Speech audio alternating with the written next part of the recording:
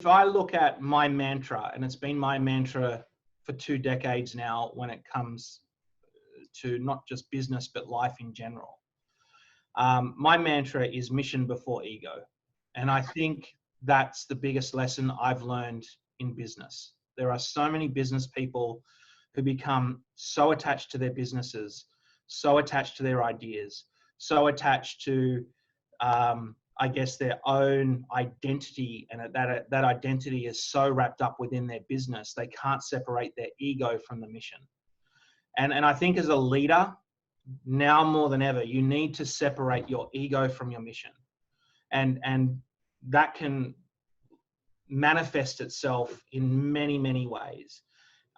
In terms of, right now, being able to emotionally shift from being caught up in what's going on to be able to shift gears to a very cognitive and rational way of thinking, to look at the bigger picture of what's going on and to pivot and do what it takes to either stay alive, even though it's not ideal.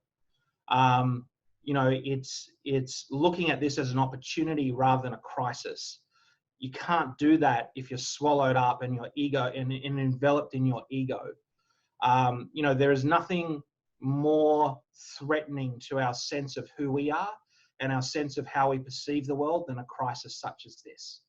And if our egos are too caught up in our ideas and our missions, then that's going to spiral you, down the drain very, very quickly. And I've seen so many founders destroy their businesses because they haven't been able to get out of the way. They haven't been able to seek help when they need it. They haven't been able to get a coach when they need a coach. They haven't been able to see that they're not the best person to be the CEO of this business at this time, and have been able to step aside and bring someone in who can run a business through a crisis like this very successfully.